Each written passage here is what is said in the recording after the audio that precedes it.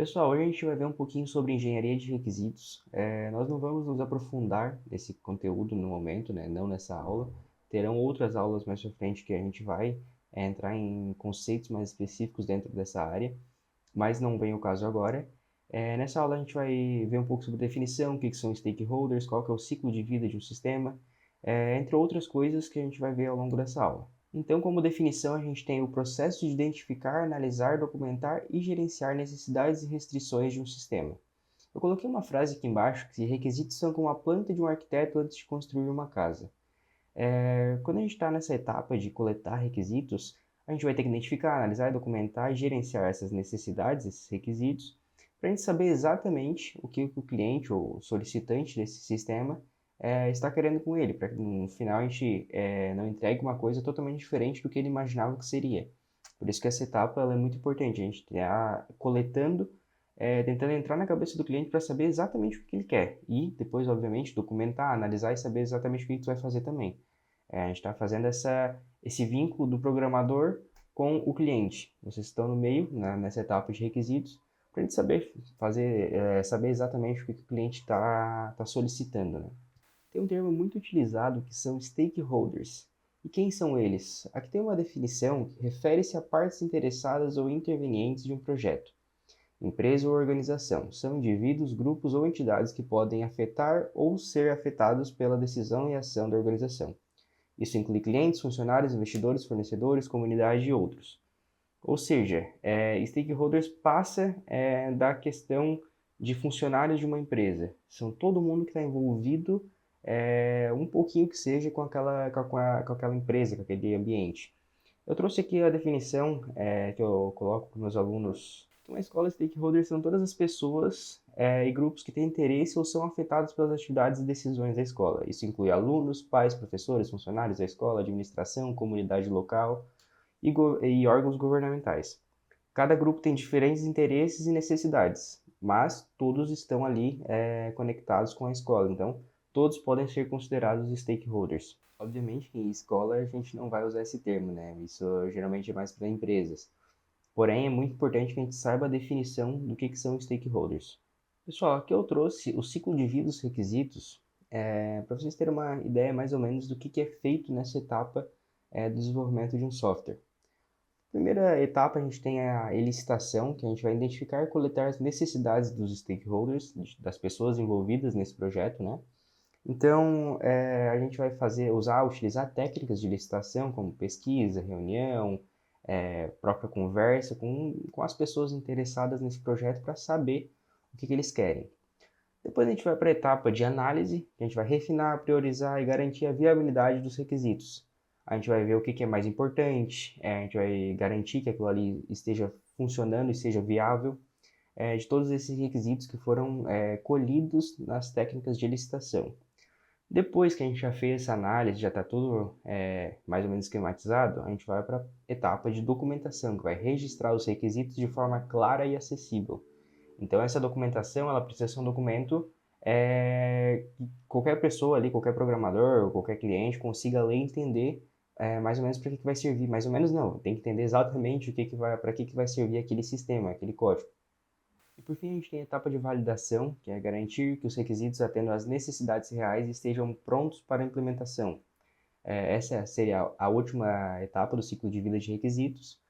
E eu também trouxe aqui uma observação que 68% dos projetos falham devido a requisitos mal definidos. Então, às vezes, o cliente está tentando resolver um problema específico, daí contrata uma empresa para desenvolver um software, aquela empresa desenvolve algo que não é bem exatamente o que ele queria, já dá um problema aí, mas... Então, tem várias questões que podem causar na falha de um projeto, às vezes até uma perda de uma empresa, né? Por questão de requisitos mal definidos, que as pessoas investiram muito dinheiro em alguma coisa e no fim tiveram um resultado diferente do que esperavam. Aqui tem alguns tipos de requisitos, tipo de requisito funcional, não funcional e restrição. Os funcionais é exatamente o que o sistema deve fazer, uma atividade que ele deve cumprir, como por exemplo aqui emitir um relatório de vendas, ou emitir uma nota fiscal, ou fazer um determinado cálculo, ou algo semelhante a isso. Requisitos não funcionais seriam como o sistema deve fazer, como ele deve se comportar. Por exemplo, ele deve ser um sistema rápido, seguro, com boa usabilidade. Então, isso são requisitos funcionais que tu está utilizando, tu está usufruindo desses requisitos, porém tu não está exatamente clicando e querendo, solicitando algo para eles. Tu sabe que o sistema está desempenhando bem, tu sabe que o sistema cumpre todas as leis de LGPD, por exemplo, sabe que ele é um sistema criptografado, sabe que ele tem segurança, ele é um sistema fácil de usar. Mas não necessariamente está pedindo uma função para ele, tu está colocando adicionais a mais, né? Muitas vezes extremamente necessários. E por fim, a gente tem os tipos de requisitos de restrição, que são limitações técnicas ou de negócio. Exemplo, deve rodar apenas em Android. Tem alguns programas que são feitos especificamente para computadores, outros para celulares. Dentro de celulares tem o Android, tem o iOS. A gente tem programas que são somente sites. Então, tem certas limitações técnicas que é possível implementar nesse programa, né? Às vezes necessariamente por querer, ou às vezes também por falta de condições de verba da empresa, por exemplo, quer fazer um sistema focado somente em Android. Então ela vai desenvolver apenas isso. Então a gente consegue ter algumas limitações propositais ou não dentro dos requisitos. Aqui eu trouxe alguns problemas comuns dentro dessa área de requisitos, como por exemplo ambiguidade, requisitos vagos ou abertos a múltiplas interpretações. Como um problema exemplo aqui, né? O sistema deve ser rápido. Mas o que é rápido o sistema? Pode ser que para mim o sistema seja rápido, mas para outra pessoa que está testando, o sistema não seja tão rápido como ela desejava. Então tem que botar ali, ó, o sistema deve responder em menos de 2 segundos para 95% das requisições. Tem que deixar bem explicado o que exatamente é rápido e o que exatamente é necessário nesse programa. Requisitos incompletos, falta de informação essenciais para a implementação. O sistema deve gerar relatórios. Tá, mas quem é que usa esse relatório? Quais são os campos obrigatórios? O relatório deve ser em PDF, o relatório deve ser gerado somente por administradores. Então a gente tem que saber exatamente o que se trata disso. Não dá para ser algo muito incompleto. E muitas vezes a questão de requisitos incompletos e ambíguos elas estão misturadas, né? E a gente também tem os requisitos conflitantes, necessidades dos stakeholders que se contradizem. Por exemplo, o marketing pediu um cadastro que deve ser rápido, sem muitos campos. Porém, lá no setor jurídico, ele foi lá e colocou que o cadastro deve consultar RG, CPF, comprovante de residência e mais um monte de informação. Então, não tem como o cadastro ser rápido, ser simples, minimalista para o marketing e o cadastro para o jurídico ser diferente. Entendeu? Os dois se conflitando. Um pediu uma coisa e o outro pediu outra que as duas, que não tem como atender os dois setores ao mesmo tempo. Obviamente que nesses casos a gente deveria tentar entrar em um acordo para solucionar esse problema.